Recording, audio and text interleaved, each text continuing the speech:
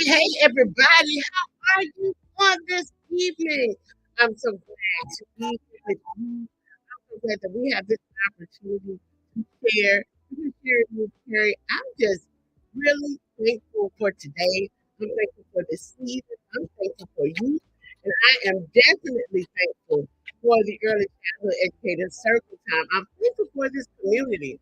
I'm thankful for everybody who's a part of this community. And I'm gonna be like, you are saying a lot of you're just thankful. It's not Thanksgiving. It doesn't have to be Thanksgiving. Every single day of my life, I work towards having an attitude of gratitude so that I can celebrate not only just the things that I see that are going on in my life, but also celebrate the other things that are going on in others' lives. And on tonight, I am so excited because we have with us none other than the Rainbow Guru herself, Miss Reshaun Webb. We are going to have a really, really good conversation on tonight. So I want you to go ahead and get your hot cocoa, get your blanket, just kick back. Let us know that you are there because we want to know that you're here. This is an opportunity for you right now to go ahead and, say, share, make sure you put this video in rotation because I promise you there's going to be some great things that we share with you on tonight.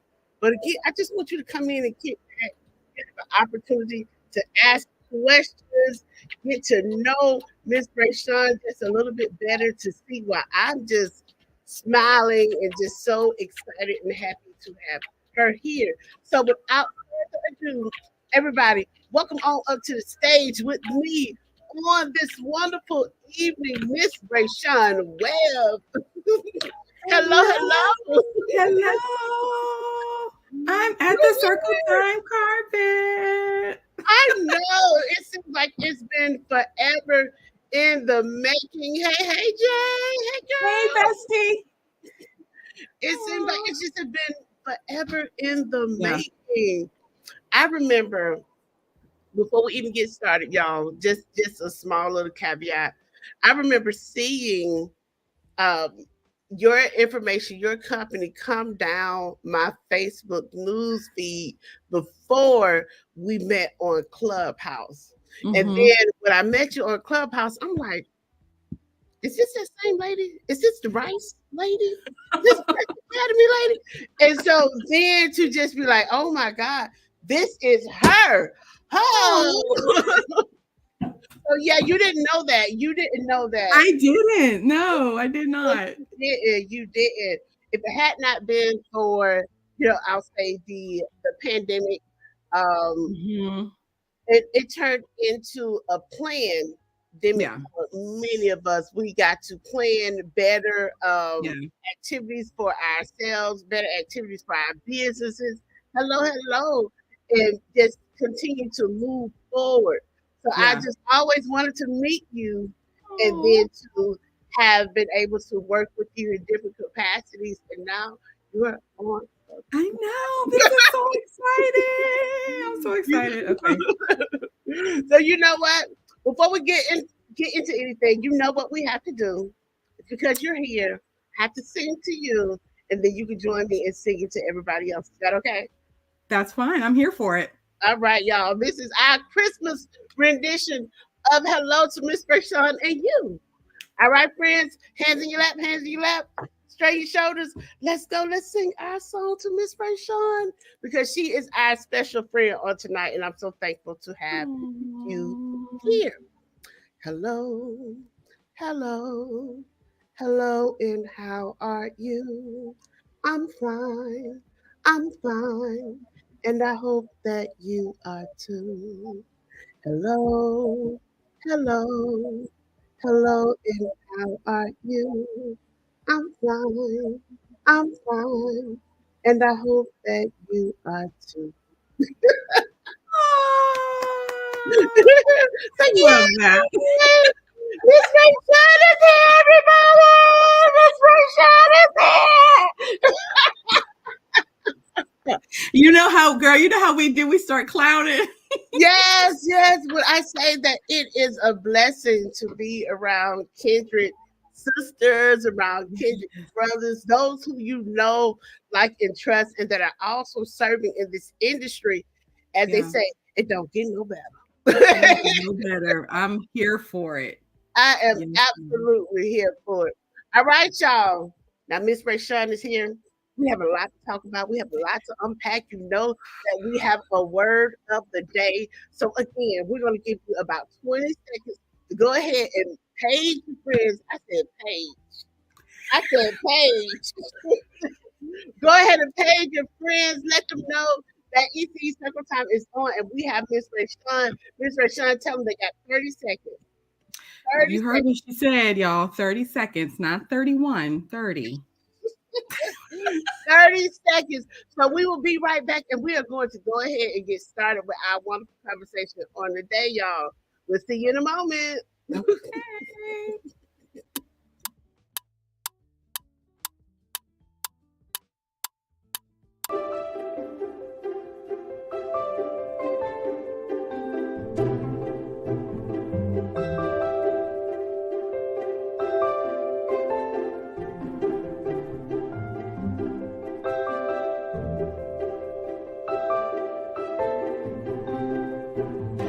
Mark your calendars and join MCCA in Austin, Texas, April 2024. We can't wait to see you there.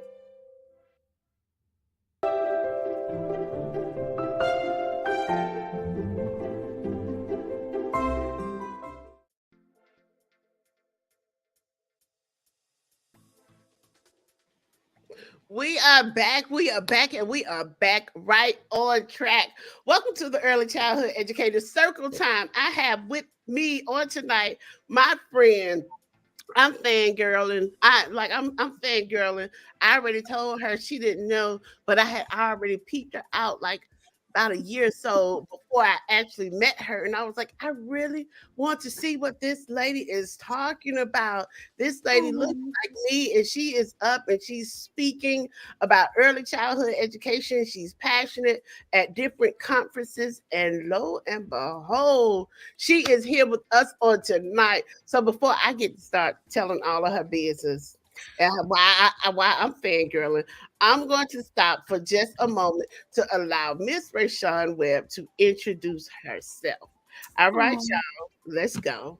It's over. Hi, everyone. I'm Reshaun. My children call me Mama Sean.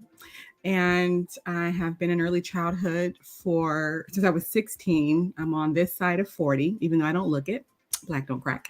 Anyway, and I love this field, this industry. I've been in it, for a very long time, and I love this. I love what I do. I love the amount of passion that it brings. I love seeing smiles on the faces of the children that I love and cater to and educate and train and teach and parent and all that stuff. I love every minute of it. And so I'm mama to quite a lot of kids and grown people, and I just love it. I don't see myself doing anything else.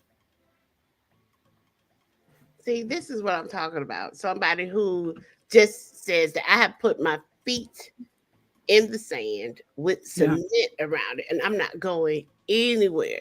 I'm not going Mm-mm. anywhere. And it's a blessing to be at the point to say, I have resolved that this is my purpose in life. And not only is this my purpose, this is something that I want to include others in. I'm going to take my Yes. little light.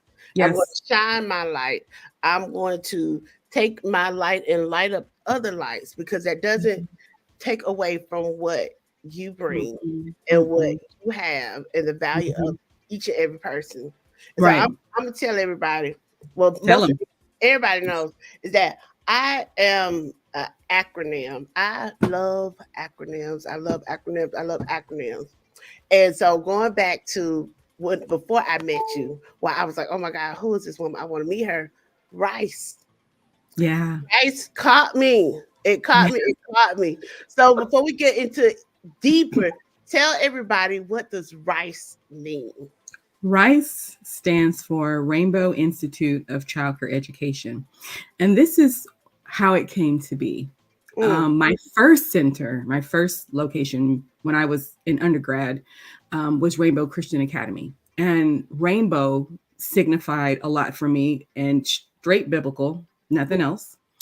And in the Bible, once Noah and his family made it safely, they were given a sign that this isn't going to happen again. And so it was a rainbow. And so for me, a rainbow symbolizes any parent, any family, conference, training, client that I teach or that I spend time with. You're not going to need to go anywhere else. I want to be whatever I can be for you until you're done. Simple to the point, nothing big and fancy. It's my promise to you to give you 100% of me every time, whether it's a conversation, a coaching session, a training seminar. 100%, you get 100% of me.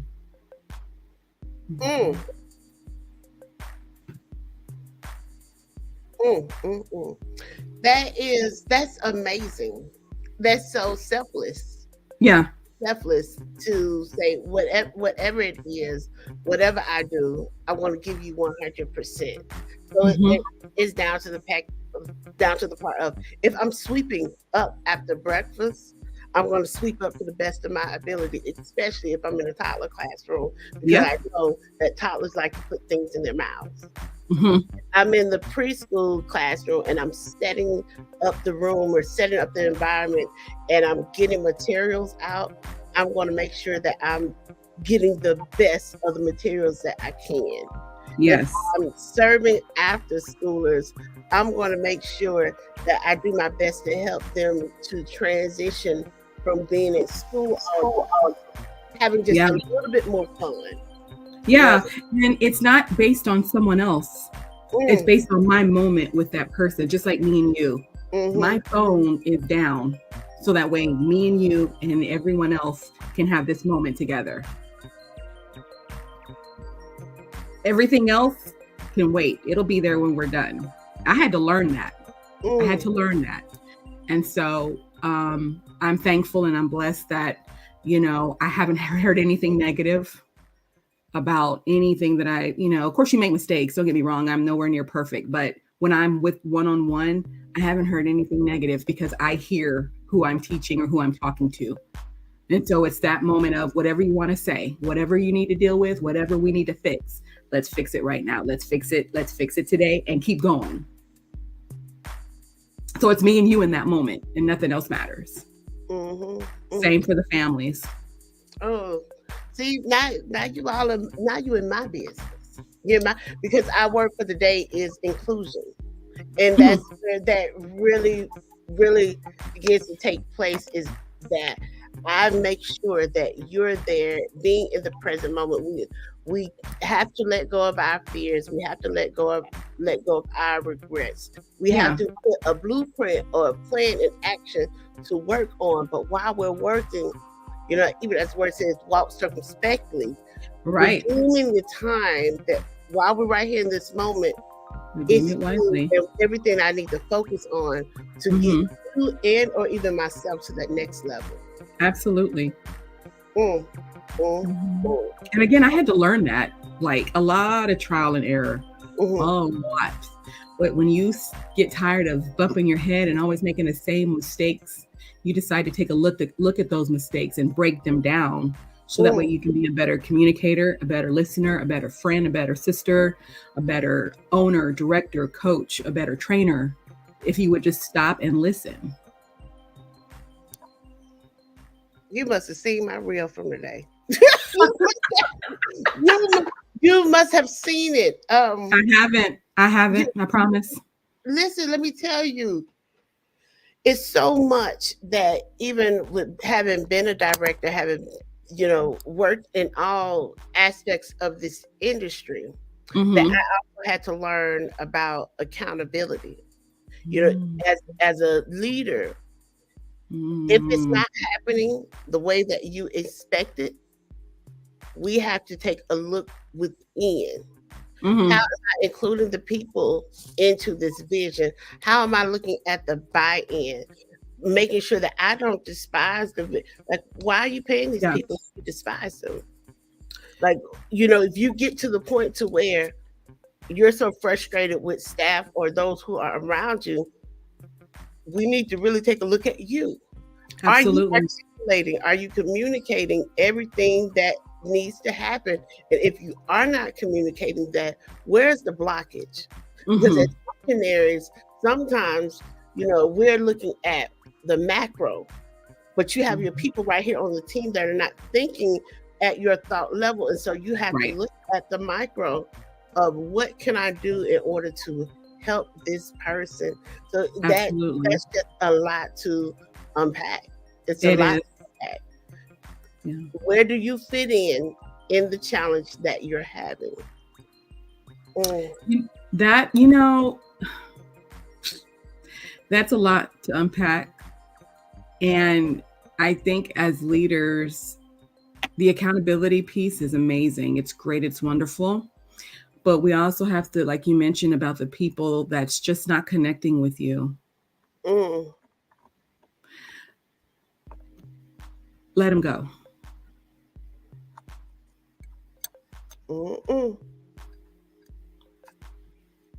Let them go. Because it's going to hurt you. And if they can't get it right,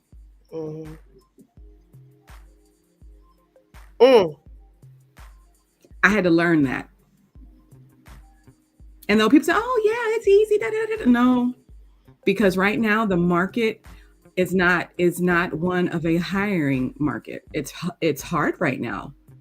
So it's either like, okay, am I going to just roll up my sleeves and, put elbow grease into these people? Or am I just going to suffer the consequence of not having enough people?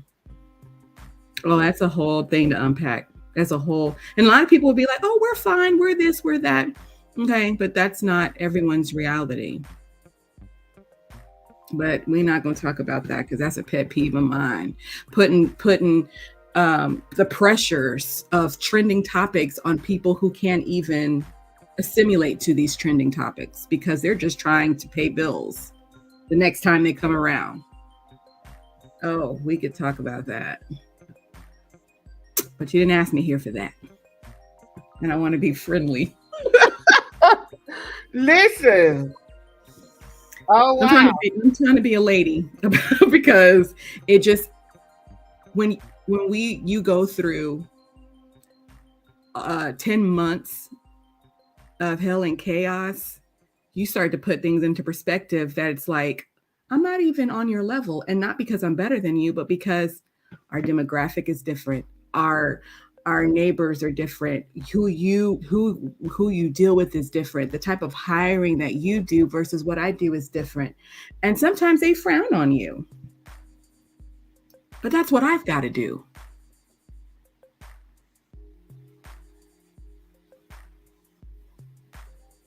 Wow. Yeah. So, I think a lot of people have forgotten that when it's about survival, you stay within the confines of the regulations to survive.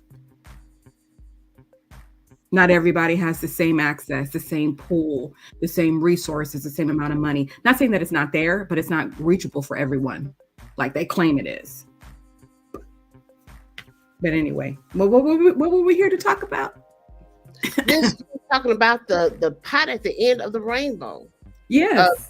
That's what we're talking about. Yes. About chasing that rainbow in the sky. Yes. Inclusion is our word for the day. And on that part, listen, I told y'all, go ahead and get your tea and wrap up because she's going to be giving you some great information. You got 45 seconds because when we come back, we're coming back with the word of the day and we're coming back and jumping into some of these questions. She already got me tongue-tied right now. We haven't even been in on 15 minutes. We haven't even been on 15 minutes. I feel like I'm going to have to go take a nap. You know how you learn Not something, a nap. Just go to sleep. Just you learn it and then just go ahead and lay down so that it will not seep out any part of your head. Everybody, thank you so much for joining us tonight. We have our special guest, a Circle Time friend, definitely a Circle Time friend, and has been a supporter from the beginning of our communication, our relationship, and it has grown and blossomed. And she didn't even know that I had been fangirling for a minute. So y'all, we're going to give you a second. We're going to give her about 45 seconds to get her water because we're coming back with our word for the day and jumping into these questions. Thank you, Miss Reshaun. Let the people know you coming for 'em. I'm coming. I'm coming for you. If you're guilty, just say ouch and keep moving. I'm coming for you. All right, y'all. We'll be right on back. Right on back. The iconic experience. Iconic experience. Iconic experience. The iconic experience. Iconic experience. Iconic experience. Hands-on, one-on-one, and I enjoyed the tours. Phenomenal. Very knowledgeable. The information was impactful. Turn a child care center into a child care empire. Our first stop is going to be the in-home center, and in the in-home center, I want you guys to just see the journey, and I'm going to, when we get there, we're going to talk about how I chose that location.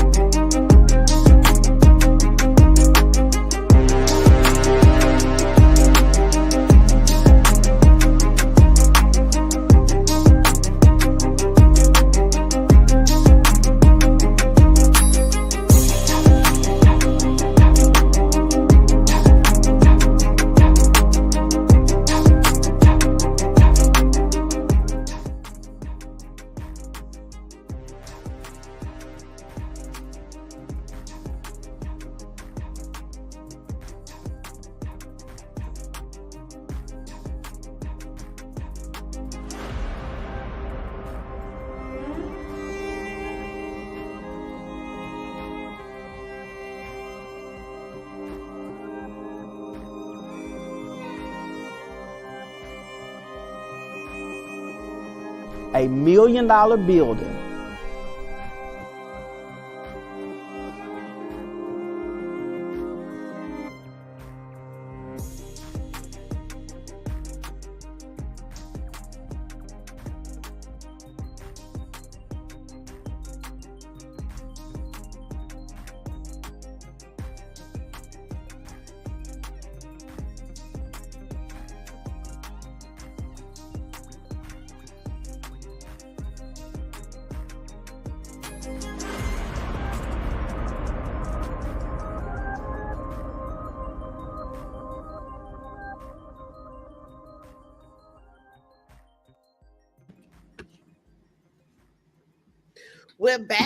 We're back, and we're back on track. Listen, tonight we have with us none other than the Miss Reshaun Webb. I was gonna say no ma'am, it's the THEE. We have to make an emphasis on the. Y'all, I'm so excited to have Miss Reshaun Webb here with us on tonight. For those of you who are just coming in, I'm going to give her a moment to reintroduce herself to you. I'm going to share her information at the bottom of the screen. I want you to make sure that you screenshot it because she has a wealth of information. I've been fangirling since maybe like 2018. By 2018, 19, this was before the pandemic. So in the midst of the pandemic, when I realized who she was, it was a wrap. So y'all, I'm introducing to you all Miss Reshaun Webb. Go ahead, Miss Lady. Well, let me just say, Miss Melody, I appreciate the invite to the Circle Time Carpet Girl from 2018 to 2023. I appreciate the invite.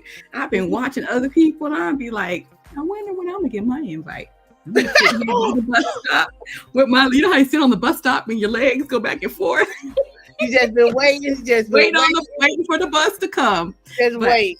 Hey, better late than never. So I'm thankful that you asked me. We've been trying to do this for about 2 months.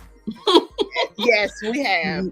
Right as we've initially had started on this, things took a turn, and so I'm thankful to you, my sister, for allowing me to be here.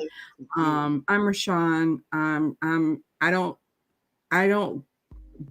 don't boast when I need to, and right now I'm just Reshaun. I wear a lot of hats, a lot of titles. At the end of the day, I'm Reshaun. I am your early childhood, whatever it is you want to call it. I'm that for you. And I love this industry. I've been doing it since I was 16. I'm on this side of 40, and I don't see myself doing anything else. I've tried other places for a hot minute and just walked off because it wasn't childcare. I didn't hear the scream and the laughter of children. I heard the hustle and bustle of adulthood, and I left. And so I love this industry. I love where it's taken me. I love where it's allowed me to go. I just wanted to have my own center, get a CDA, and have my own little school, and that's it. And, you know, all these years later, it's blossomed into something that I did not expect. So I want to, I thank the Lord most importantly. And then I thank, Miss Melody for allowing me to be here, and, all of my friends and loved ones. I want to give a thanks to you. Either you tried to push me over, or you tried to push me to success. Either way it goes, I thank you.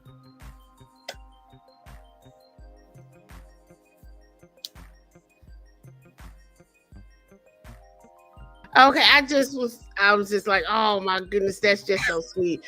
Because sometimes people do not take time out to show gratitude to those who have helped them. One of the things, if I'm not mistaken, on your page, it takes a village to raise a child. Yes. To know how. And yes. I say that in regards to you showing appreciation to others who have helped you, because sometimes we can get so busy in the hustle and bustle. And like you stated, you try other things, but you don't hear the smiles. It doesn't warm your heart as much as it is with working with young children and families, and supporting your colleagues. Right. That is something that you have done for a number of years, which is supporting people. So if you could just share a little bit more about what you have been doing outside of the classroom. I believe that's helpful, letting people know how to contact with you. First of all, let me just also go back and thank my mom. As we got to thank our moms first. Right. So I think my mom, she has been my pillar. She's been my substitute. She's been my everything. And so I want to publicly thank Myra Webb, my mommy, for being everything I've ever needed. She's heard all my ideas. She never thought they were dumb or stupid. She just said, okay, now how's it going to work with what you want to do? And so I'm thankful for that. Most moms don't. And so for her, she does that for me. And so I'm very thankful, and I love her very much. Outside of the classroom, I travel and train at conferences. I'm on the board for TLCCA. I am on the state board. And I'm also special events coordinator with the San Antonio chapter for TXAYC. I support my friends. I travel and train at conferences. I'm a conference junkie. Like, I have what we call a conference diet, and that's just you eat when you can. And I always lose weight. My staff always tell me when I come back from a conference, they're like, you look thin. Well, thinner. Well, I barely ate, and I did a lot of walking. For whatever reason, they chose these big venues. So there's a lot of walking involved. And so I love going to conferences. I love learning. And this is the industry where you learn, and then you teach what you learn to someone, whether it's your staff, your families, or your children. And so aside from that, I also do coaching. I have clients here in Texas. I'm in San Antonio, Texas. And I have 4 groups of schools that I spend time with. And my coaching style is not like any other. My coaching style is what they need, exactly what they need. You tell me what you need. We come up with a plan of action. We come up with a timeline, and boom, there's your problem. There's your fix. And so I spend my one-on-one with them. I do all their trainings, and I get to know them. And I love my clients. I love them. They push my buttons with love, but I love when I get to visit them. I love when I get to spend the day with them. I've done their CDA classes. I've just done a lot of stuff, and you get to know them and develop a relationship with them. And I'm very big on relationships. And so I do that. I'm an author. I've written a book. It's on Amazon. Life After Heartbreak. Now What? a very personal experience of overcoming the thoughts of suicide after a breakup, and still working as a center director, still training, still, traveling, still, doing all of my responsibilities in the church world, training world, the center I was working at. And so that book is my passion project. I wrote it in less than 30 days. I want to say it was like 20 days. And it's on Amazon. We're working on book 2 right now. And so, yeah, those are, as of what I know now, those are all of the hats that I wear outside of the classroom. Wow. Yes. Wow. 30 days. 30 days. That book. Yeah. That is amazing. That is amazing. You are doing, and you have done so much. You are a walking wealth of knowledge for ECE. And one of the things that I've definitely loved is that you say that when you learn this information, it's also your responsibility to share this Absolutely. information, teach one. Because I have been sharing a lot lately about making sure that we're not gatekeeping knowledge. Yes. We're not gatekeeping knowledge. Gone are the days of saying, okay, well, I can't share this information. I don't want to tell a person how to do it. Now, here's the caveat. This is Miss Melody's caveat. Okay. The knowledge is free. Yeah. But expertise does come with a fee. Does come with a price. If you need Miss Reshaun to come out and put in the little elbow grease with you, then okay, be fair. Yeah. Flew her out. Flew me out, y'all. I like to fly out. I like to fly. Flew her out. But in the meantime, they can get so much more information just by engaging with you on social media and or attending the conferences and or just sending a message or an email. Yes. We have to, in the thought of, and you all, we're going to go into our word for the day. Our word for the day is inclusion. And in the thought for that, I bring that up because from the time that I've met Miss Reshaun, especially with the rainbow in my little mind, that is every color. That is the whole entire spectrum of what we can and what we can't see, what's moving really, really fast and what's moving really slow. And so that is why that is the word for me for today.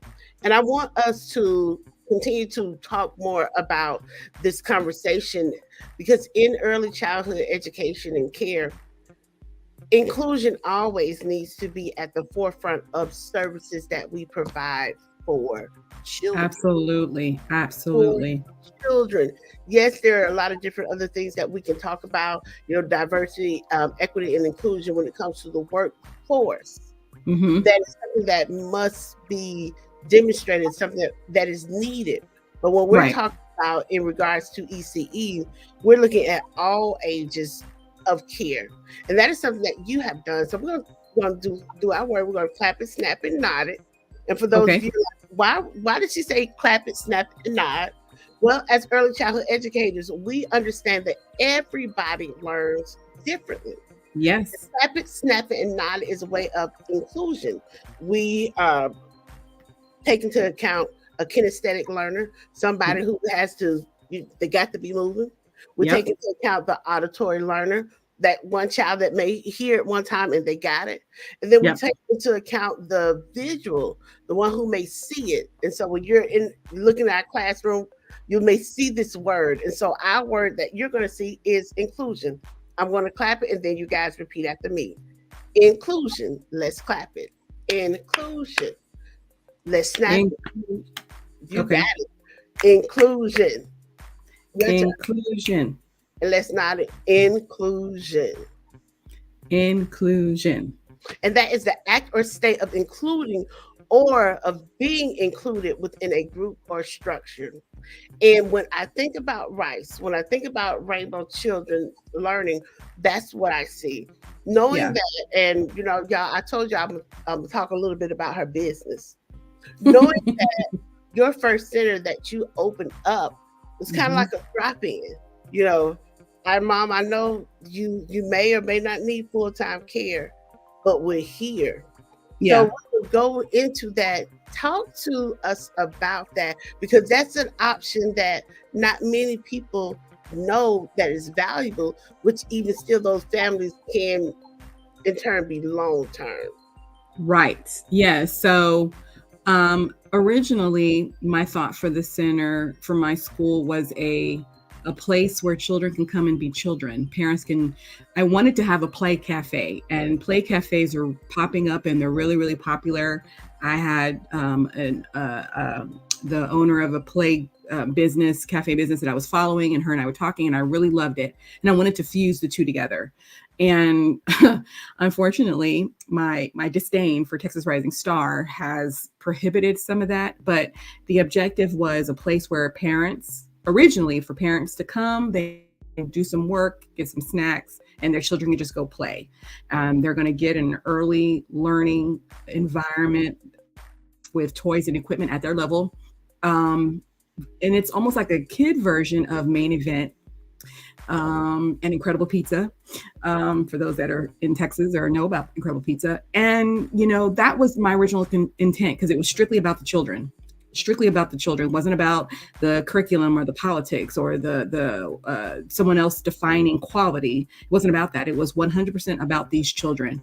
And of course, over time, you see the needs, what the needs of your clients are, and you tweak it a little bit, but you still have the same foundation that's still there. And so due to Texas Rising Star, we've had to make some adjustments, but I fight them every step of the way, because you're not going to take away the foundation of what this program means. We're just going to figure out how to align my program with what y'all think it should be. So,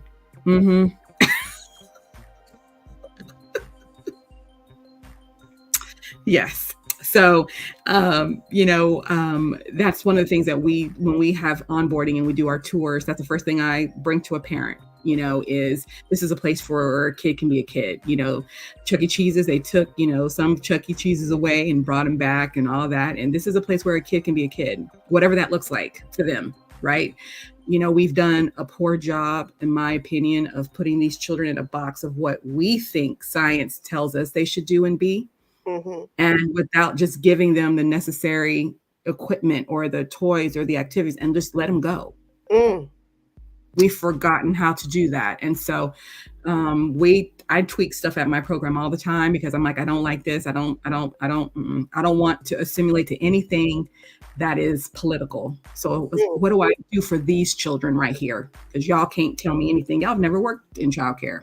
But anyway, so I make sure that my children have what they need for them at that moment, whatever that looks like. Well, see, that's so good. Why you all up in my questions? You do my questions off of order. Because I appreciate and I admire you for that, in saying, okay, how can we incorporate and or include what you're requesting into what we offer? So, and that's one of the things, I wanted to know, like, what are your challenges? And how do you balance encouraging the creativity and maintaining a structured learning setting? Because from last year before last, I've seen the videos where the children are free to play. But then I also see where you have a learning style or teaching style that incorporates their freedom. So how do you do that? That I will be honest and say that's nobody but the Lord, because I believe in my heart, he gives gifts. We all, if you're any kind of believer, you'd believe that, the Bible says every good and perfect gift comes from above. So I can go to school and learn all of the science, which we've done. But to me, the science outweighs being in that moment. Nothing outweighs being in that moment with that child. That science goes out the room, because it's at that moment that I need to observe, gain facts. Okay, this child likes pouring, dumping, putting things in and out. Okay, that's what we need to focus on today. That's what we need to focus on at that moment. The curriculum might say something else, but right now, if I have a group of children that are interested in pouring, working on that dexterity, that's what we're going to focus on, because it's something there that has garnered their attention. Isn't that what we're supposed to do? Right? We're so busy trying to do and be and all that, when it's like, no. At that moment, I've got this child's attention for however long I've got it. Let me use it. Let me strengthen that right now. Because later on, they'll be able to do it themselves, by themselves, at their own free will. While I've got it, let's work on your dexterity. You want to pour in or dump out and put it back? Okay, let's work on that, because that's what you want to do right now. We've forgotten the basics, trying to keep up with the Joneses. Ooh.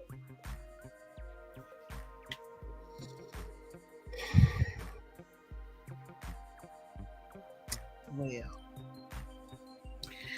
let the ECE Church say amen. Amen. And before we go into the next question, you're absolutely right. You're absolutely right. That is one of the benefiting parts of the world becoming smaller with the World Wide Web. Yes. Is that we now are introduced to new concepts, new ideas, new modules, and new ways of learning and connecting with one another. But sometimes the way that a person tells a story or their interaction may inspire. Yes. May inspire, and it will end up detracting. Now, is it that person's responsibility to make others feel larger? No, if I want to share my information or what I'm doing at my center, I have the opportunity to do that. Right. But we also have to make sure that the things that we do and what we do present does not hurt the industry in general. Right. Right. That's why I mind my own business. Because when you see things and experience things, and then you're like, well, that's not what you're presenting doesn't target everyone. You're wrong. The connotation that you're displaying, that's wrong.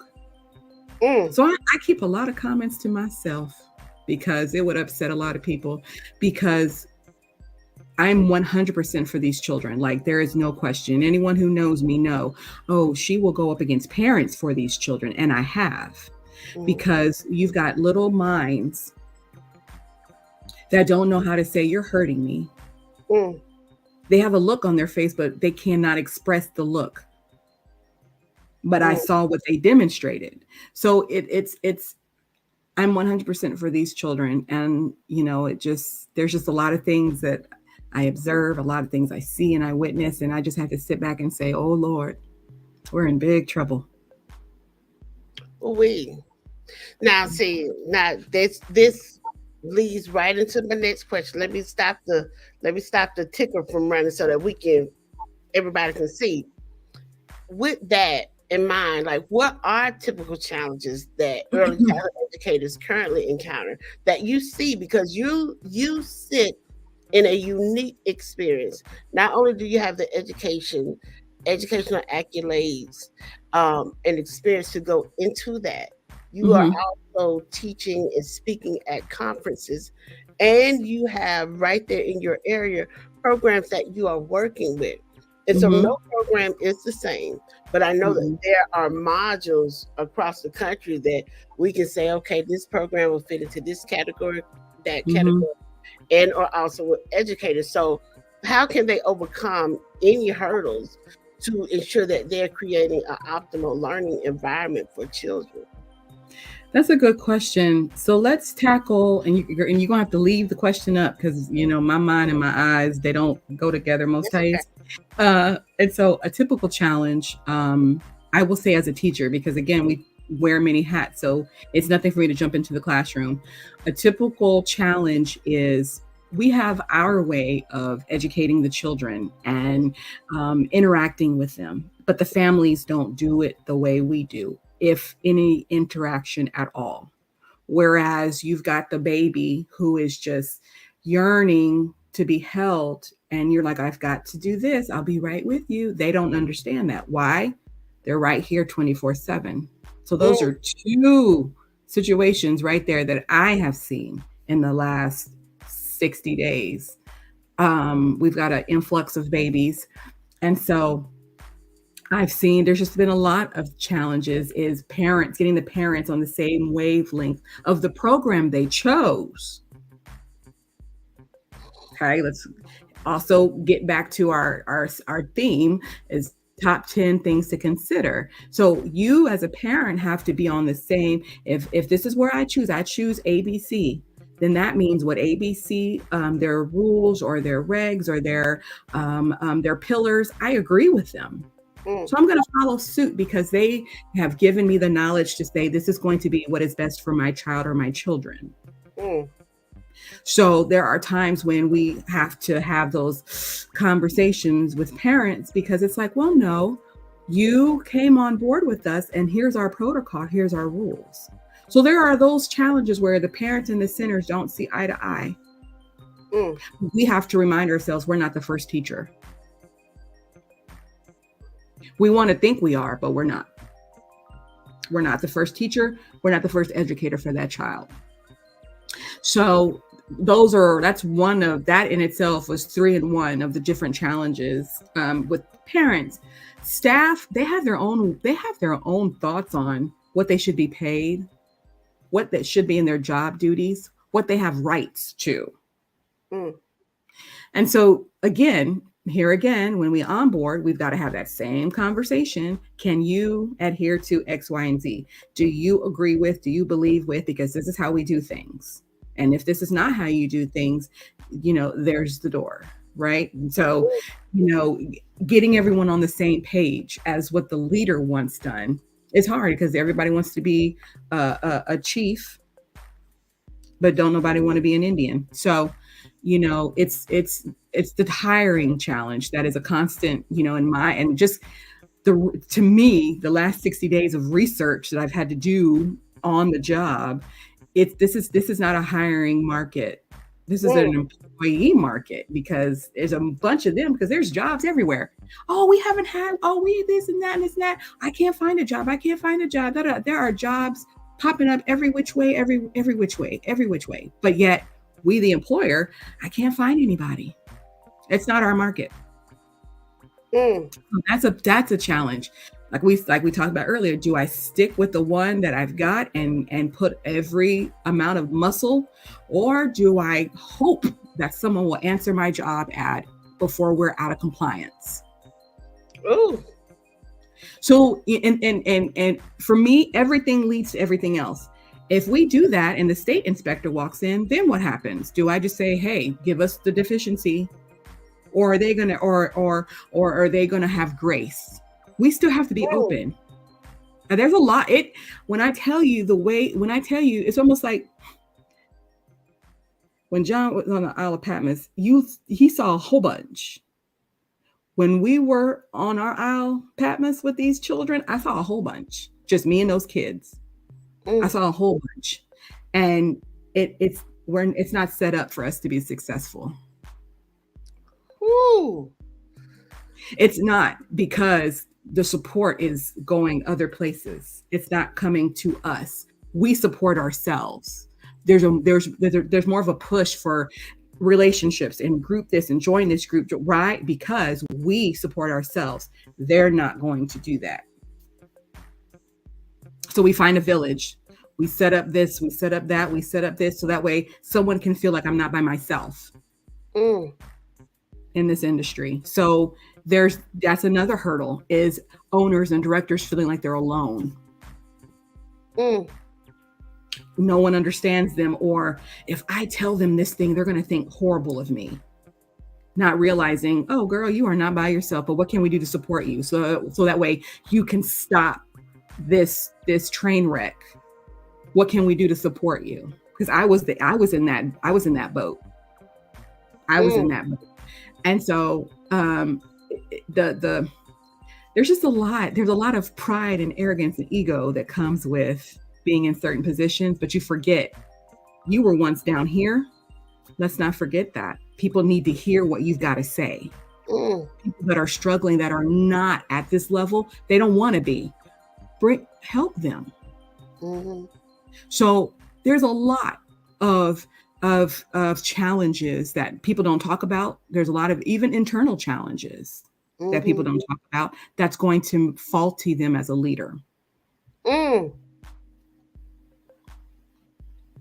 So, I always tell people all the time, this is not a plug by no means, but if you need someone to reach out to that you can trust, my information will be displayed here, there, and everywhere. If you don't might not even know me, I don't have to know you, but I do know what it means to be suicidal, working in a program, still showing up every day like a robot and a zombie because I'm broken, right? And so I'm here for you. My number's down there, my phone number's down, my email's down there, my phone number's down there. And I get calls and texts all the time. And I don't share what you go through. I don't, but I also know how important that is to have a village that's going to say, okay, you're not crazy.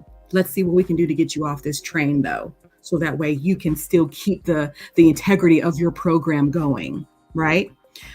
So I'm here for you. I can't solve it, but I can be a listening ear. So I think to overcome it and create an optimal learning setting for children, there's never a chance or a time where you're not going to have to reevaluate your program. I've changed it so many times, and I know people get sick of it, but I don't care. It's mine. But I change it because it's like, okay, this isn't working for me. It's not working for the children. We need to change it. How do we change it? What is it? Because my learning environment is strictly 100% hands-on. If I could put up a wall where the kids can write on it, that's what I would do. If I could put up some magic wall where the kids, they want to feel like writing on walls today, that's what we're going to do. Right? Because it would mean that's the learning that they want to do. That's how they're going to learn their alphabet today. That's going to be how they're going to learn how to interact with their peers today. And I should be okay with that and not, oh my God, no, it's 100% about the children. And I tell the parents when we do onboarding, there's no place in here they cannot go except for my office. There's no other place that they can go, and they can walk all up and through here. And they do. Hear me when I tell you, they move gates, move tables, like they move chairs, but we also teach them respect and integrity. At 2 years old, they know to put their chairs, take their chairs out, set their chair on the table, and when they're done, put their chair back. At 2, throw your trash. Like, we teach them how to be civilized humans in this world, right? Kids can't do this. Yes, they can. Kids can learn to sit.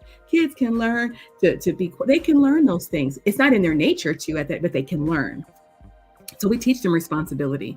We teach them how to be loving and kind and all that. And they go home and their parents are shocked. There's no yelling, finger wagging, none of that. Hey, friend, don't forget to put your chair away. Okay, Mama Sean. Boom. 2 seconds. So it's all a matter of how you say it and what you say that will help this child. People don't believe that, but it's very true. But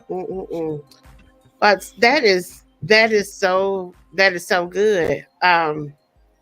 And that brings me to this next question. And one of the reasons why I say it's so good is because you cannot be afraid to evaluate your practices. You cannot be so stuck in and then create this monolithic environment and think that you're going to be able to either as a business owner and or leader scale your business.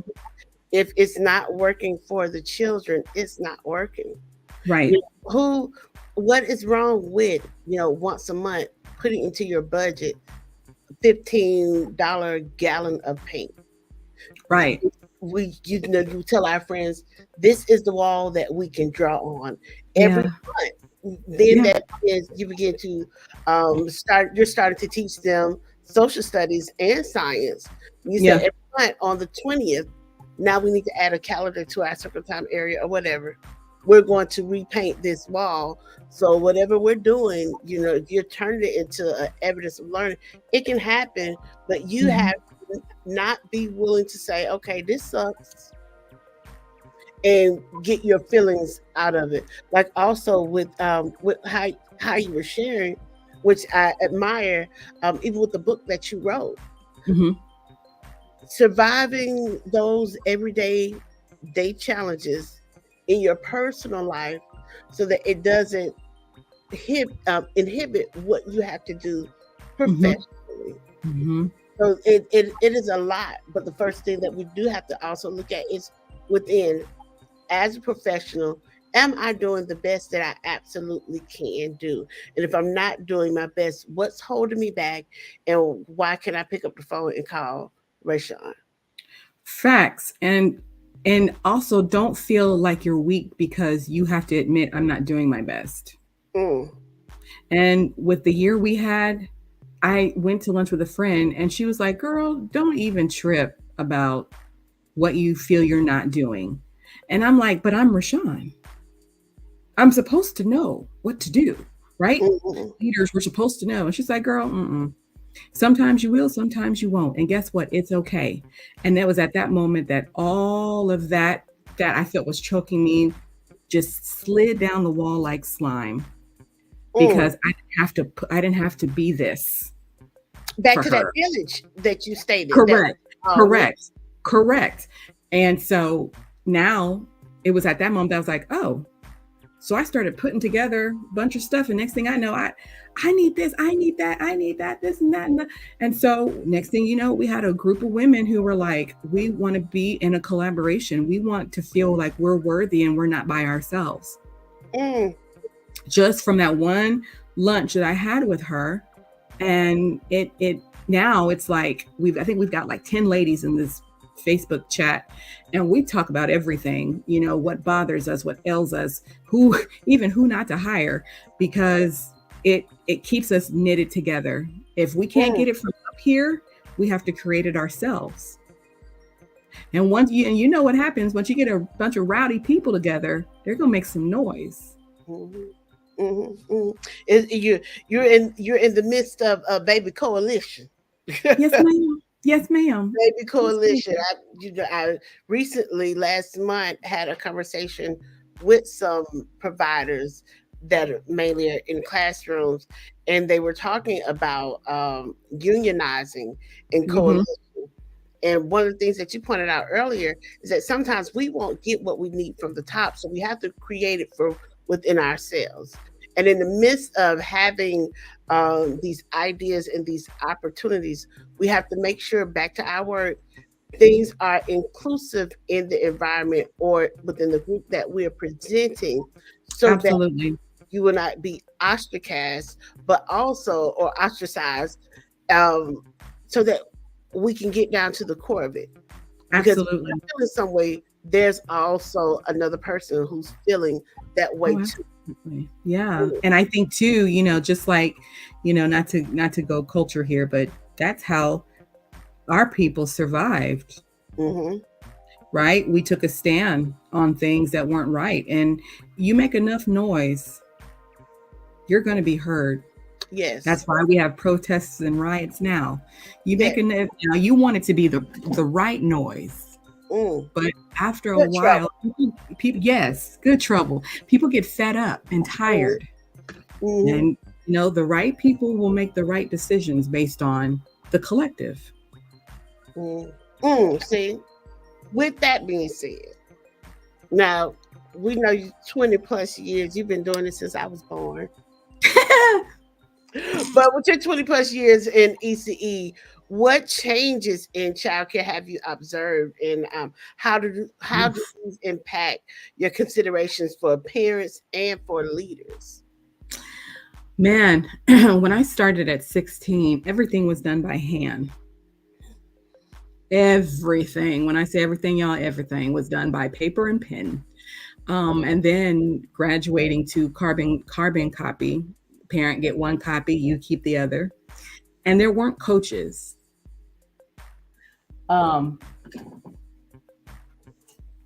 This was one of the first books I bought when I wanted to learn how to be a director. Really? Yeah. It's this one, and I have another one that's bigger than this one. But this was my coach right here. And because I was hungry. And people weren't sharing. Gatekeeping, as you call it. And so now you blink and there's a new coach popping up.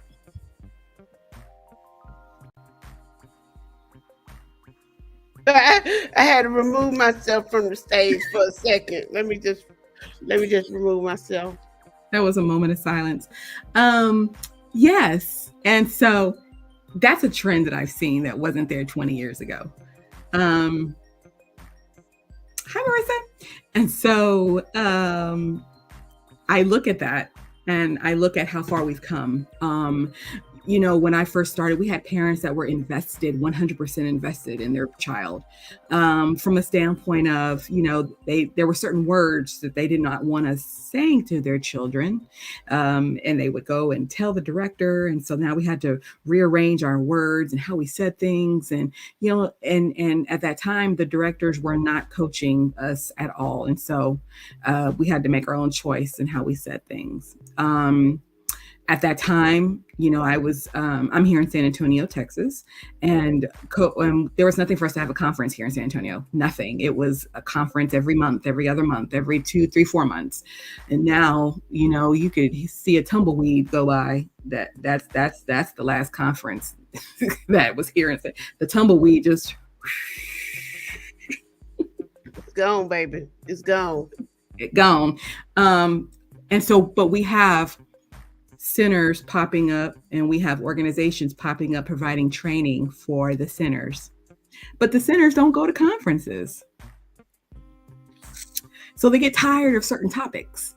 And I'm just like, how else are you going to go further past where you want to be if you don't go to a conference? You know, so that's the two of the things that I've seen that have changed, you know, is how we communicate with parents, and how we learn. You know, I remember when the minimum standard was not big like it is now. And actually, I had several copies from different decades. I would just keep.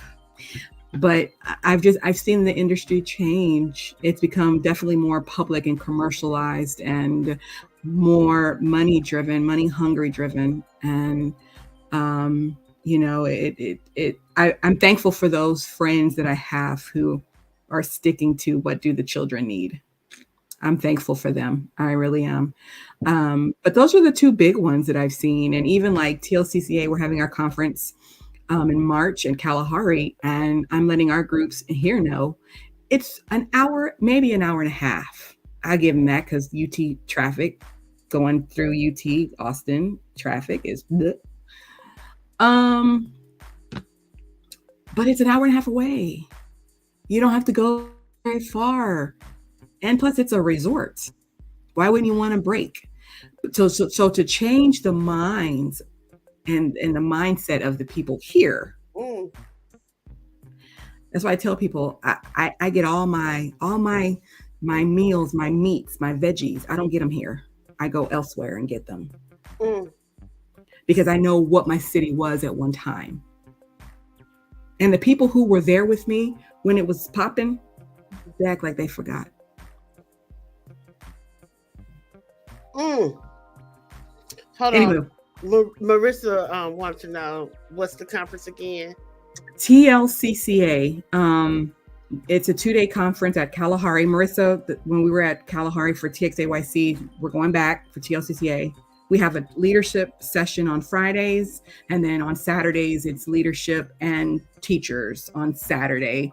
And then we usually break early so that way participants can go and enjoy the resort and hang out and do team building and all that kind of stuff. But I'll text it to you, Marissa. But it's I love it. I because number one, I get to eat. I'm hungry too. Okay. Now just because you know we have people who watch from all over the world, if you can, I'm gonna put it also in the chat, explain to them what is TLCCA. Okay, so TLCCA is Texas Licensed Childcare Association, and it's an organization that prides itself on legislation, on conferences, on learning about the business side, you know, definitely fighting in the Capitol. We were able to go to the Capitol in February and speak in front of some of the representatives, and just really push for what early childhood is lacking right now.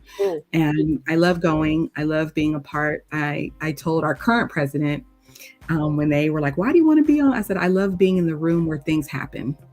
I love being at the table where things happen. I don't have to have a vote. I just like being at the table. I want to know what's going on, so I know what to do, how to move. Ooh, now see that is so good.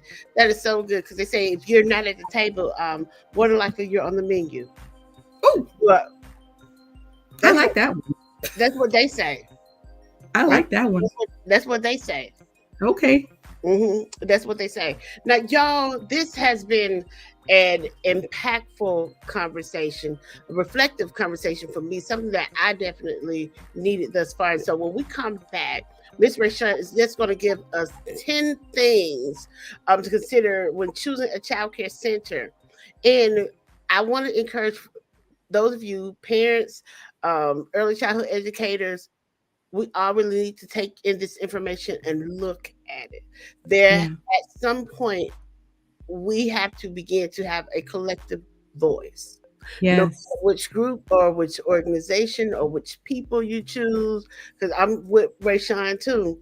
When she first started, when I was an infant, learning about childcare, it was nothing but paperwork. It was make copies. We were cutting down all of the trees. Die cuts, the die cut machine. Yes, ditto sheets. Yes, girl. No comment. I'll comment. Stop doing them ditto sheets. You don't learn from dittos. Please. Dittos is okay. Y'all don't have nothing to do. Okay, go do this sheet. That's not a learning tool. A ditto sheet is not a learning tool, guys. I'm sorry to tell you. It's not. It's not. If they told you, they lied. Today is your day to make it right. Yes. And that's the same as what I tell programs that I work with that are becoming accredited. Okay, let's lessen this. Let's especially in the 2-year-old classroom. Let's lessen the dittos. Because there are levels to learning. Yeah. Oh, okay. They're not ready for us as a duo. We got to take this thing on the road. Maybe, because I'm like, there's that 2D level, that 3D level, that 5D level of learning. Me giving this child a sheet of paper and a crayon, baby, it doesn't even reach 2D. Okay. And now, here's the thing. You started it. I'll take that. I don't like it when you have conversations and people will fight you on it. And I'm the kind where, okay, hey, I support you. You like it, I love it. Hey, we're not, but I promise you, it's gonna be in the back of your mind that, oh, this ain't much. This ain't. For me, we don't have circle time like most people do. I can get and this is because it wears on me, but my circle time can go 30 minutes. It can. And people are like, oh my God, no. It's all in what you do and all in how you do it. And they're learning about it as they do it. Like we talked about those different learners, those different, how children learn. My circle time hits all those target areas. And they're excited. And now they're pumped for arts and crafts. And next thing you know, you're worn out and exhausted, but the kids are pumped. Right. But it's that level of inclusion. Yes. You're taking in all 3 learning styles. Not only have you taken in all 3 learning styles, you take into consideration what they want to sing, learn, and dance about. You're creating a community. That is your first level of your classroom management. Reshaun, community. This is not what we're doing today. This is not what we're doing. This is not the episode. Fine. Because we would literally serious. But now I will say that is something that we definitely need to continue to herald and address. and stopping with just this plateau of learning.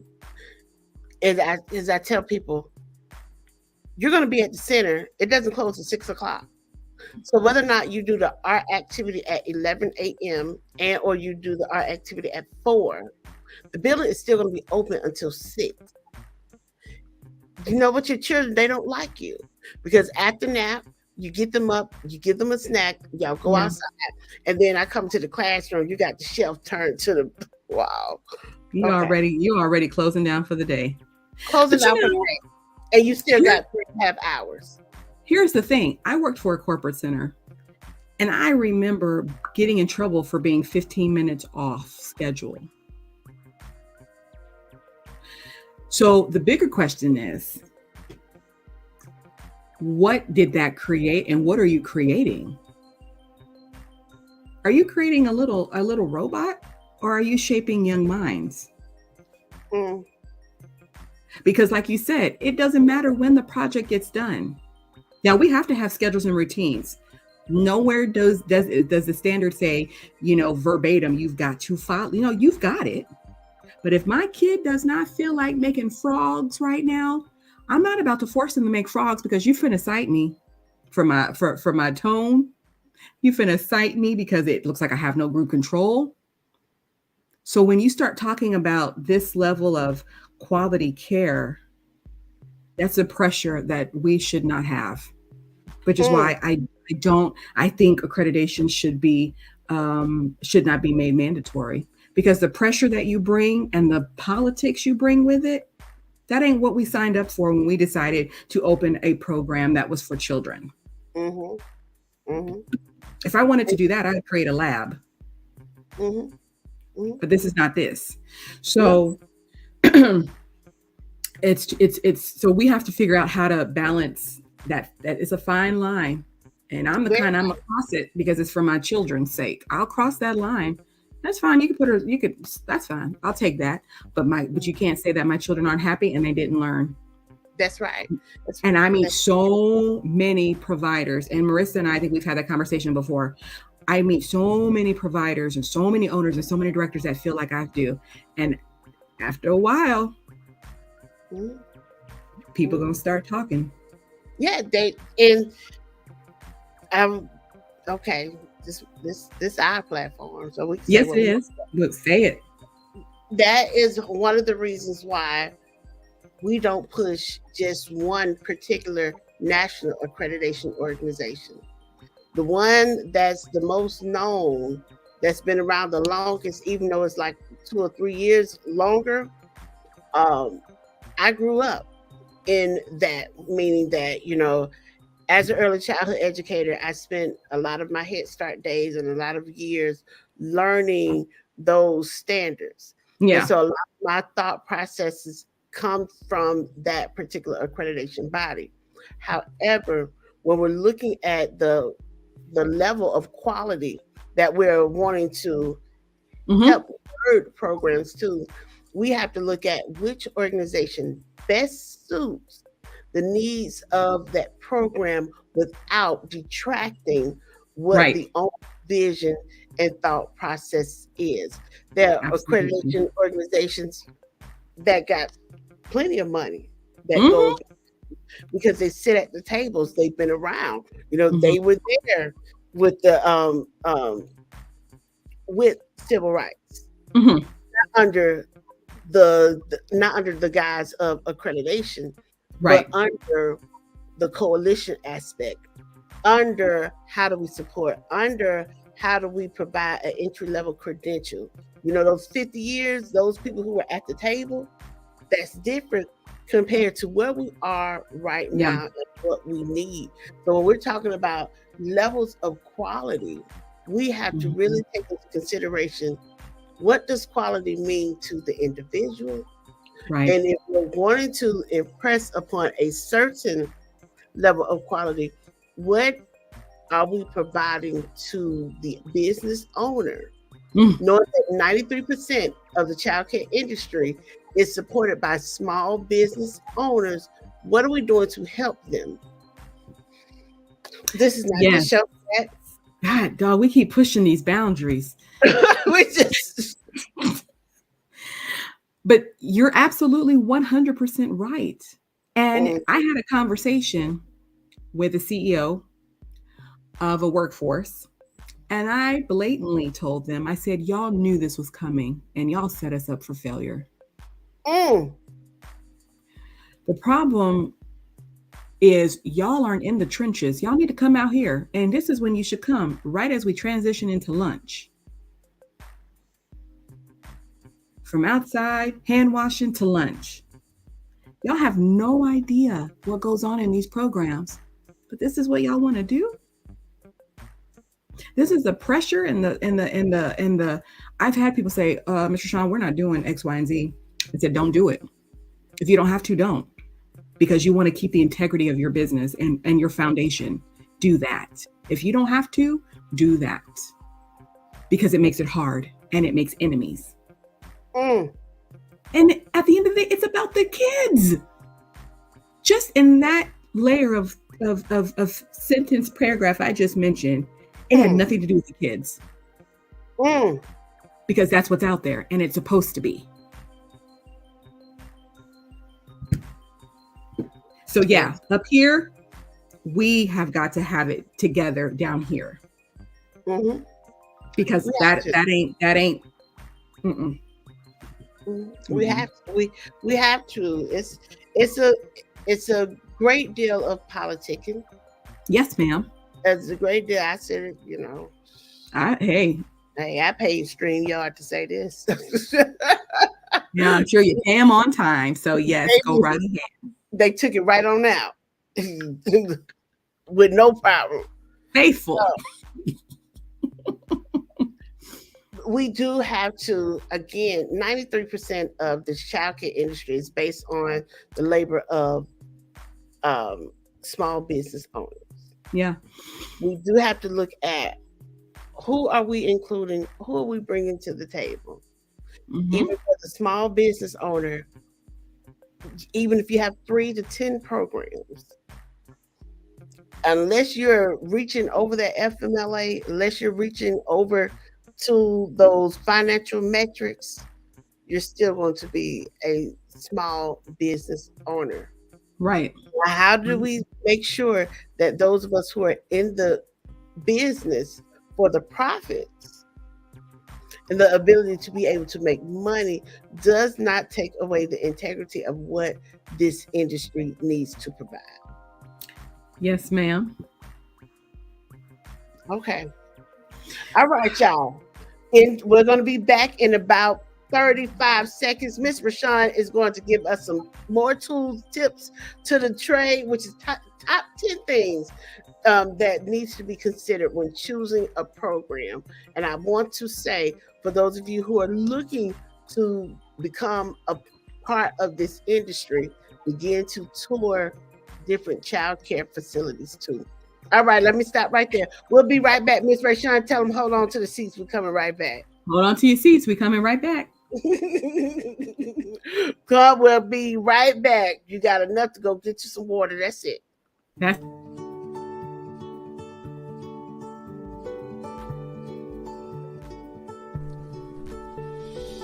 Hi, I'm Mrs. E. Welcome to the EQ Kids crew. As a first grade teacher, I see the importance of kids knowing their emotions on a daily basis.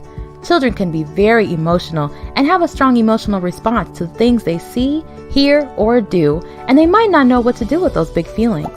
This can lead to tantrums, hitting, bullying, and a whole host of other problem behaviors.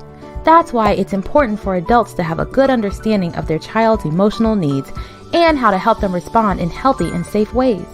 What's even more important is how adults model managing their emotions for their kids. With the EQ Kids crew, the social emotional card game for kids, adults and children will get to learn more about themselves and each other's emotions. Don't worry, emotions can be fun. I can't wait to introduce you to my class. They love our special EQ time and helping other kids learn about their emotions too. Oh, it's time for class! Stick around for the next video to learn how to play the game, the EQ Kids crew, the social emotional card game for kids. Hey, everybody. I am just really, really full on tonight. I'm so thankful. Thus far, we have been having a wonderful, a lively conversation, a stepped on toes type conversation with none other than Miss Reshaun Webb, who is the CEO and owner of the Rainbow Institute of Child Care Education. She is a coach. She is a consultant. She's an author. She's a child care owner. She is a presenter. She's worked on a collegiate level, and y'all, she's been doing this for as long as I've been born, like 20 some odd years. But in the midst of that, though she's been serving this industry for about 20 odd years, she has not and will not stop.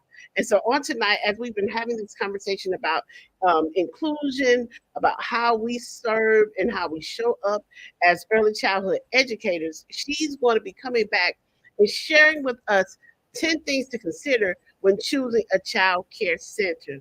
Again, I want you all to just pull yourself together, get your paper, screenshot her information because she's on all social media platforms. You can find Miss Reshaun on LinkedIn. You can find her on Facebook. You can find her on Instagram, giving information because sharing is caring. What I've noticed and what I've been able to glean from her is that she wants everybody to thrive. Everybody has to thrive. That is the children, the families, and the communities. But they cannot thrive if we are not thriving. And so Ms. Reshaun has talked about some pretty heavy things on tonight. So if you're just joining in with us, I want to encourage you to go back and watch this information. Save this video and share this video with one of your other colleagues to let them know that there's somebody in this industry that is here that is going to allow you to connect with them, to uplift, and also network. Because as she stated, that it takes a village to raise a child. And so we're going to have to all do this together. So everybody, let's welcome back Miss Reshaun Webb as she reintroduces herself to those of you who are just coming in and then gives you the 10 tips to consider when choosing a child care center. Hello, everyone. I'm back. My kids call me Mama Sean. Y'all can call me that too. So yeah, like Miss Melody said, my new sister, I don't plan to do anything else. I plan to retire in this field. And I love enlightening people. I love talking about the children. I'm the kind of owner where I will get on the floor in my dress. I will roll around in tents. I will get in. I will do it. I have done it all, ball pits and all. I've done it because it's what my children wanted from me at that moment, and I give them me at that moment. So, but yeah. So I think my assignment is the top 10 things to consider when choosing a center. Now, if she doesn't mind, I'm going to do 5 for families and 5 for staff, because we're in a market now where the staff get to choose where they want to go. We're hungry, but the staff get to choose. So I'm going to start with the families first. Number 1, does your center, the center that you're choosing, does it fit your belief system? You've got some that believe in, gentle parenting. You've got some that believe in tough love. You've got some families that believe in, I know my child's guilty. So what did they do? Like what happened? Like I know what do I need to fix at home, right? And then you've got some that's like, they're just the sweetest thing. They'll never do nothing wrong. All that is. So you want to find out, does the center fit your belief system? And you may not have the luxury to afford if it fits or not. But those are just some things to ask, because truth be told, there are certain questions that they think you're not going to ask. And one of them is, what is your belief? What does this center believe in? What's your philosophy? Right? and I'm not trying to tell our business, but these are things that parents have the right to know. What's the philosophy? What do y'all as a whole believe in? I get your franchise, but what do you believe in? Right? Because this is where your child is going to be for 8 hours, 9 hours a day. Number 2, does it fit your budget? We love the center that has the soda machine and the skating rink and the water park and the skate park and the whatever else they've got. We love that. That's what drew you there. But does it fit your budget? Were your eyes drawn to the aesthetics of the soda fountain? I've got one that they had an ice cream parlor. Did that draw you? What drew you to this program? But does it fit within your budget? Not everybody is going to be subsidy. Not everybody can be subsidy. So subsidy money runs out. The government can't continue. Well, anyway, so that runs out. So now it's like, okay, can I afford this? I love this, but can I afford this? The third thing is, does your child like it? Every parent we've onboarded, I've talked with them. Okay, that's great. I don't want you. I want your kid. Bring your child on the tour with you. And I let the kid go. I said, okay, yeah, let him go play. Let him go play. It's fine. And they go play. And they're looking back at mom to make sure they're there. And what my teachers will do is they'll go and engage them in what they're playing in right then. Not only does it distract the child, but it allows me to talk to the parents about what their questions are, the questions that I would have to ask that might be a little, if the child is there, I can ask. And so and the parents are watching how the teacher interacts with the kids. Some people don't do that. That's fine. Do what you want to do. But if I'm going to be 100% authentic with this family, I want them to see how their children is going to be loved in our program. And sometimes if they're at snack, they get a snack. And sometimes if they're at lunch, they'll get some lunch. Like we treat them like they're already in our program. We'll sit them down. We'll welcome them, all of that stuff. And so that makes a big difference because that shows, oh, y'all do care. It's not just about me. It's about your child. Some do tours with just the parents and they forget about the child. And I'm like, no, the parent is the client too, but that child, that's who's going to be here all day. Excuse me. And I would say the fourth thing is, one of the things that I don't say this from a prideful standpoint is there, centers have that smell. How does the center smell? Mom and dad, you walk in, how does it look? How does it smell? Is there things disorganized? Is things out of place? Is there stains? Is there, how does it smell? We have air freshener right at the front. And that smell, I've never had a parent say they smelled anything. It always smelled good. Now we smell something different throughout the day, but that's throughout the day. But how does it smell? What is the aesthetics of the place?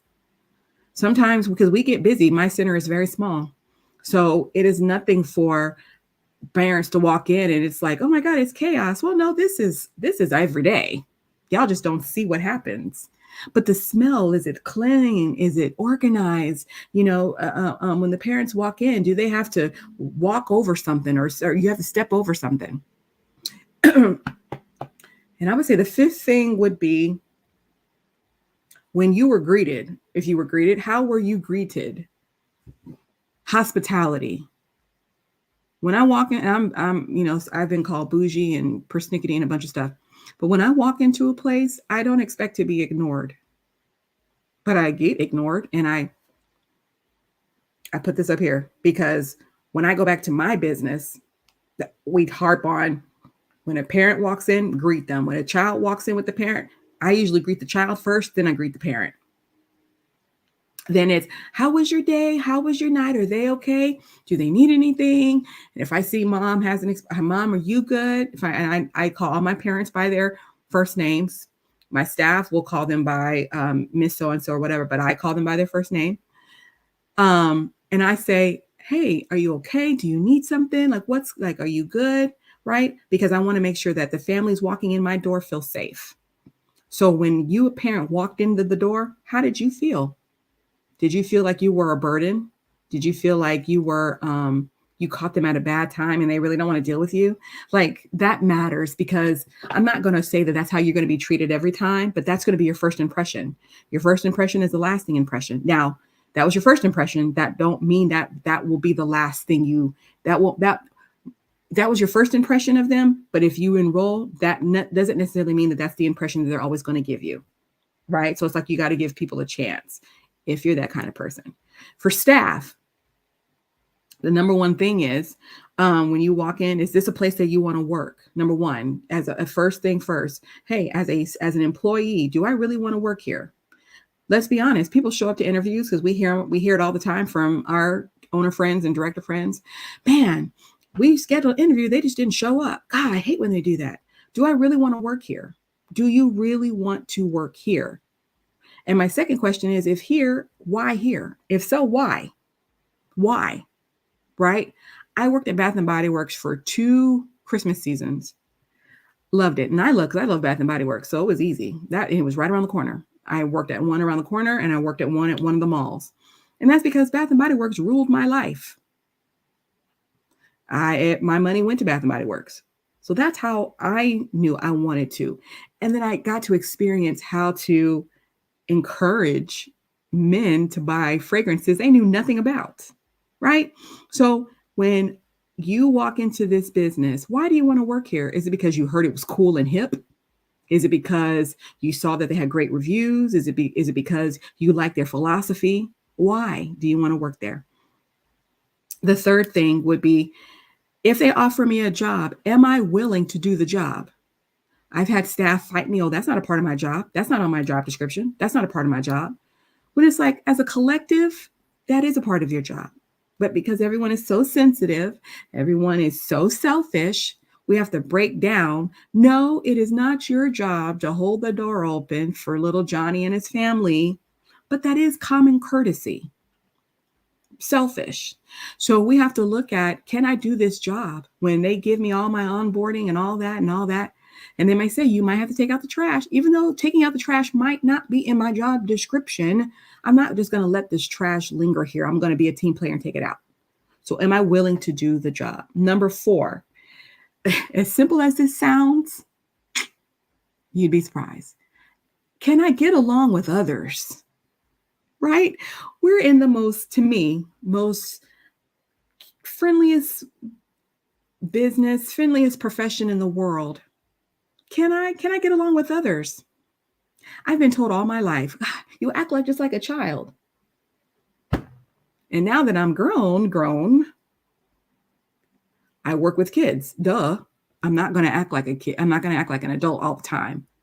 I've had grown people older than me that were, tell me that all the time. And I'm like, well, I work with children. How else am I supposed to engage with a child? And then granted, yes. Well, you're with adults now. Okay. And I love my job. I love what I do. Right. And so I have to look at that. Like, can I get along with others? Or am I argumentative? Do I like to fight? Do I like to just cause dissension and trouble? And I can't keep secrets. I can't, all those, can I get along? And childcare is a female dominated field. Shout out to the men who are coming on board and getting on the bandwagon, but y'all just don't dominate. Women do. So women can be, as a whole, we can be catty. We can be all these different things, right? Again, we forget about these children. Can I get along with others? And the 5th question is, do I really love children? Do I really love children? And I'm not going to go dark like I normally do when it comes to the term loving children. I'm not going to go dark. I'm not. For those that know me, y'all know where I'm going. Starts with the M, ends with the P, but I'm not going there. But you've got to really love the heart of a child. It's innocent, it's open, it's awakened, it's creative, it's joyful and loving. Do you really love that? Do you really want that? Or are you a yelling, evil, mean-spirited person? You're in the wrong position. You're in the wrong field. You might need to do construction or something. I don't know. But in order to be in this industry, you have to have a heart of gold. You have to have a heart that loves to see a child grow, right? Their spirit, their integrity, their innocence is preserved. You have to have that kind of heart. And I'm going to say this, and I'm going to turn it over, I think, to Miss Melody. I feel like I was at church. When I was getting my CDA at a college here in San Antonio, I was accused of cheating. And after I got my CDA, I fell in love with it rather. And so I was getting my associate degree. I never did get that degree. I was accused of colluding with a fellow student. We were told to hand in our take-home finals. There were final exams that were take-home. I had to return mine in, but because a friend of mine went to go see her mother who was sick with the big C. And anyway, somehow I got her exam, whether she gave it to me or I took it from her, and I turned it in. Well, they accused me of cheating. And my mother would always teach me, you go through the chain of command. And I'm the kind of person where I don't want to do that. I want to go straight to the horse. I don't want to go through the little minions. I want to go to the horse. But this was the time I had to learn chain of command. So we went to this person. We went to this person. We had this meeting, had this discussion. At the end of the day, they found me guilty. Though I was a straight A student, though I attended every class, though I was punctual, I participated. There were 3 of us that got expelled for the semester. We got a failing grade, had to take the class again. That was our punishment. I had to do counseling. Because I was a good student, they gave me leniency, meaning I could come back the following semester, but I had to do counseling. I had to check back in. I had to do this. I had to do all this. And when I met with the president at that time, she told me, she goes, for the position and the field that you're in, this doesn't speak good of your character. Mind you, I was innocent, but they proved me guilty. My mom was with me, all of that. She couldn't believe it. I was proven guilty. It's on my record, and I don't really care because I have a master's now. But she said, you have to have integrity to be in this field. And this shows you don't have any integrity. That hurt me to my core because I was young working at a child development center attached to the college, and that's not a job that everybody gets. So I was really in this, and the district leaders, would come to my class and they would ask me questions and all that. I'm at the college level. I'm a baby, but I was making headway. I was making noise, good noise. But she told me that, and it broke my spirit. I took a year off. I did not, I worked in programs, but I didn't go to school. So someone else's opinion about you that has power doesn't necessarily mean anything if you don't view that yourself. If you view yourself to be a go-getter and a fighter and all that other stuff, she didn't know me from a can of paint. She had never been in the room with me no more than 10 minutes. But because of what she heard other people say about that particular situation, not me as a student, but that situation altered what she thought she knew of me. So I said all that to say, you have to love working with children. Had I would have stopped, and I would have permanently stopped, and that was 2003. That was 20 years ago. Had I would have stopped, I would have never went to Incarnate Word. I wanted to go there because people like me didn't go to that school. I wanted to go. I wouldn't have done the things that I've done. I wouldn't have gotten my master's however many years later. I wouldn't have done the things that I did. But because my love for children outweighed what someone thought of me, and now those people, they're a part of the story and the journey. Some of them aren't even on this earth anymore.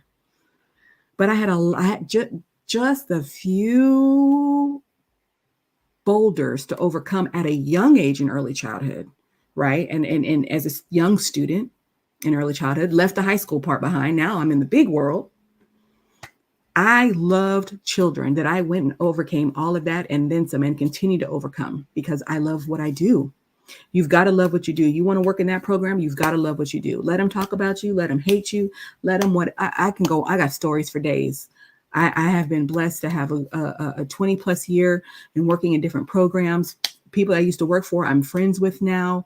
I train for their staff. I do their PD special. I mean, the list goes on and on and on, but you've got to have a love for these children. Sometimes that's the thing that's going to keep you sane. Bills due. I always use this example. Jebediah is cheating on you. Okay. Portia about to cut the phone bill off. Okay, because she's mad at you. Whatever. You've got to have a love for these children. You've got to have a love. And you know, it's been rough, but I guarantee you, your love for these children is going to sustain you because it sustained me. And I'm grateful for it. And the love that God gave me for these children, because not everybody has it.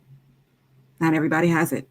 And for those of us that do, and it's a God-given gift, I mean, a truly God-given gift. Some people do it because they can be a millionaire. You stop the press. You're already messed up. It's for these children. And if we can't do right for these little people that can't speak for themselves, then we need to go work in a morgue. Children can't speak for themselves. That's where we come in. We're advocates. We're their educators, right? We're their moms, their dads, their grandmas, their everything. And their parents happily give them to us to do just that. I trust you. I've had moms tell me, you're more of a mom than I am. I trust you 100% with my children. Who can say that? Who can honestly say a parent has said that to you? I've been to their house. I've been to their first birthday. I've been to first ear piercings. I have been all kinds of places because Mama Sean, will you come? Mama Sean, will you come? Can you come? Will you come? Hey, Mama Sean, can we go to Disney? Now they know that that's my heart and they trying to sucker me into a trip. Right. And so we make those moments and those memories and you have to. Otherwise, you're just like every other program who, oh, you're number 2. Okay. I get how much from you? How much a month? Okay. Boop, put it in the bank. You forget about making memories. You forget about making moments. We're small because I want to make moments and memories. I don't care about I don't care about that. I want to make moments and memories that these kids will be able to say in my closing, I was able to have a childhood because Mama Sean said I could. We take them to SeaWorld. We take them to Chuck E. Cheese. We give them ice cream. We give them all the things that people say we shouldn't. Why? I want to create moments and memories with these children, not for me, but also for their parents. And their parents will say, thank you, because I don't have the time to do it. I want to, but I can't. So don't worry about it. Mama Sean's got you and you're invited to. And they love that. That's what it's about. Moments and memories. So those are the collective 10 things to consider from the side of the parent, family, and from the side of the staff. This is not an industry you get in lightly because you think, oh, I can just sit here and make money. No. We need you up on your feet, interactive and involved. And I consider myself the queen of interaction when it comes to these kids. And I love it. I get on the floor. You're not too big. You can't get on the floor. You center number 10 and 12. Okay, get on the floor. Teach a classroom. Staff want to feel that the owner remembers what it's like. Staff want to remember. They know thank God that you remember what it's like. And I tell my team all the time, just because I'm here, there, and everywhere, don't mean I'm not that far that I can't take over the circle time. I'm not that far gone that I can't, and I never will, because I should be able to step in. There's some owners that don't even know how to do a circle time. I believe every owner should. Every owner should understand exactly what staff go through, because it puts a perspective on you of respect. Not only do I respect this industry, but I respect my staff that were hired to keep my legacy, my movement going. You think it's because of you? No, it started because of you, but somebody's got to keep it going. It's not just you. You are the head of the octopus, and your tentacles is your team. Don't forget that. You can't run it by yourself. Hey, Lakeisha, you can't run it by yourself. And people forget that. People forget that. Find a way to bridge everybody back together to the heart of the program. I don't care what accreditation you do. And they're going to probably push your buttons, but always bring it back to the heart of your program. Because at the end of the day, that's why they chose you. You think parents understand accreditation? No. Some probably can't even spell accreditation. On a good day, I can't either. That's not what drove them to you. The heart, the passion, the love that you have for my child is why I picked this place. And guess what? Because of that, that's why I'm going to tell everybody else about your program, because you loved my child. And as a single mom, that means everything to me because I don't have nobody else. All I have is you. And I tell all my parents, I said, we are your village. Whatever that means for you, if that means we set up other streams of ways and avenues for you, we will do that because I don't want you to feel you're alone as a single mom. My mother raised my brother and I as a single mom. She had some support, but not enough to be dependable. She depended on prayer. Not everybody believes in prayer. We'll be your support. Now, don't take advantage of us because we'll cut you off. But we will do what we can. And that's what we need to remember. That's what we need to focus and go back to. All this other stuff is great. Love it. The heart of your business, it needs to be in the forefront. That's all I've got because I'll be here all night and I'm hungry. So I'm turning it back over to Miss Melody.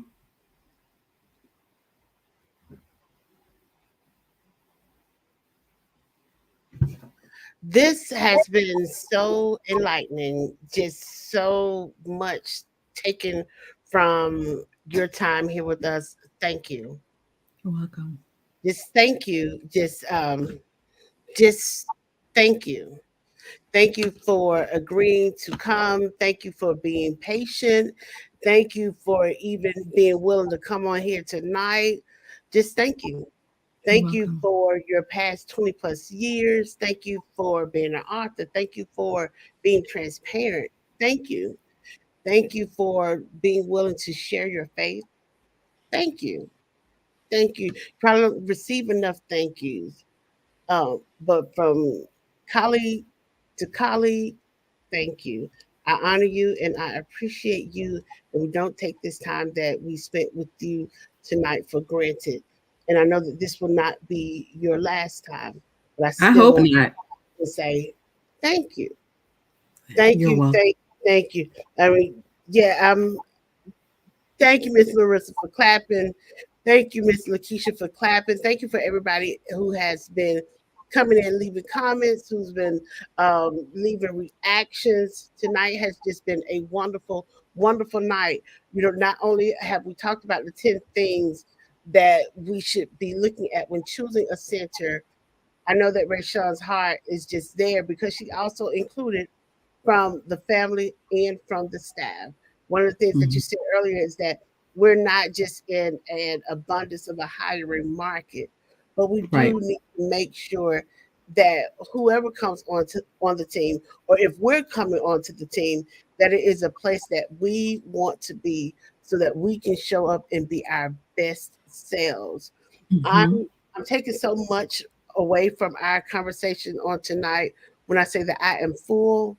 Like I do need to eat some, but I'm just saying I am literally full, and I just always knew it was something about you that before I ever heard your voice, that I got to talk to this lady because she likes acronyms too.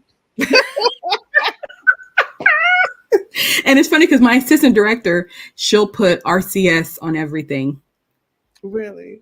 Yeah, she'll just go RCS for Rainbow Children's Station, RCS. And I'm just like, wait, who is that? I was like, oh, that's us. That is us. So everybody, for those of you who are just coming in, go ahead and save this video so that you can go back to the beginning and watch it. Reshaun has definitely dropped some gems. We also know that there are other conversations that we will come back and have. One, we'll talk about them ditto sheets. Just look straight ahead. But we're going to talk to you about the ditto sheets. We're not saying take them all away because we know it takes time. You have to learn. Yeah. Be prepared to take Be them away. prepared. We're going to come back and we're going to talk about establishing a group for good. Yes. Gigi, a group for good. Yes. We're definitely going to come back and talk more. But in between time, I want to put her information again back here, coming across the bottom of the picture. Make sure that you screenshot it because she has a lot to give and share. So everybody, again, thank you so much for just being here with us. Reshaun, let's do our word for the day because you definitely have included a lot today. So our word for tonight is inclusion. Everybody, let's clap it. Inclusion. Let's snap it. Inclusion. Let's nod it. Inclusion. And because you did some unwrapping today, and baby, let's shake it. Inclusion. It is the act or state of including or of being included within a group or structure. And this industry, we cannot forget ourselves in serving the children, families, and the community. As Reshaun stated, and as I'm in the Amen Corner, when we started 20 plus years ago, this would never have been something that was open to us. Right. We would never really have had conferences like we do, and or the ability to have coaches or other professionals come into our programs. So definitely take advantage of that. Not advantage of her, but advantage of building a rapport and establishing a relationship so that we can do more in 2024. Look at me. Look at you. Yes, ma'am. So thank you, everybody. We appreciate you. Miss Reshaun, was there any final words that you want to say to them? No. I will just say you can find me on Facebook. You can find me under my name on Facebook. Also, my center has a Facebook page, Rainbow Children's Station. My training company has a Facebook page, Rainbow Childcare Learning. I'm also on Instagram, Reshaun_m.ed is my Instagram handle, and I'm on TikTok, Reshaun M_ed on TikTok. I'm trying to hold back a sneeze. But TikTok, I'm going to do my best to do more content on TikTok, just kind of spreading awareness, about what we do. We just ended a legislative year. So, there's a bunch to kind of reconvene on, but y'all get out to those conferences, locate the conferences in your area, find the one that matches what you want to do, find one that really speaks to you. It's going to be a worthy investment. Join boards, join your AUICs, and join the organizations that are pushing the same agenda that you have. Get involved. Yes. You can't go wrong getting involved. As easy as it is to get involved, you can also get out and go somewhere else. But the objective is get involved. We make comments about, I don't like this, I don't like that. But then we sit back. Well, if you don't like it, go march, go picket, do something, right? Show the world, show them that you don't like that and it doesn't work for you. Be a part. Get in those rooms that they say that they told you couldn't be in. Y'all know what I mean. You're not worthy to be there. Get on it. Even if you're the only one that is you, get in the room. Y'all know what I mean. I know what you mean. Read between. Because, baby, I'm showing up. I am showing up. Everybody, this has been just fabulous. It is something that I just have appreciated, Reshaun. I just honor you. I honor your time and your on today. I want to say thank you again so much. We we're preachers' kids, so this is our last and our final closing. Y'all need to pass the plate. Right, okay. We listen again. We both are preachers' kids, so baby, we can go on. we But gonna own we it gonna all. stop. We not gonna keep going. We really gonna stop this We're time. really gonna stop. I already told you. You already know we're coming back 3 different times to talk about what we need to talk Yes, about. yes. So before we leave, just in old good old ECE Circle Time fashion, I want you all to know that number one, with everything, reason why we are here is because we want you as an early childhood educator and or a child care provider to know that you are the sauce. We are the glue that is keeping communities together and allowing our economy to thrive. I just want you all to remember that number one, you are destined for this, regardless of your position in this industry, be it a child care owner, be it a coach, be it an assistant director and or the bus driver. You are destined to be here right now because we as an industry need you. Always remember that you are capable of great things. As you know, with Reshaun, over the past 20 years, she has done a lot in this industry. So I hope that you are inspired to know that you can go further too. And if you need someone to coach you, you need someone to help you, we are here to That's help you. right. That's Last right. thing is do not forget to tap in. You got to take action. You got to prepare. You got to process, and you have got to perform. As she stated with you, you have to be involved. But first, you got to ask yourself those hard questions. Am I going to thrive here? Is this where I need to be?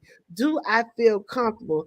Am I going to show up each and every day doing the best Mhm. that I can? And if you know that you're going to show up each and every day doing the best that you can, then this is where you need to be.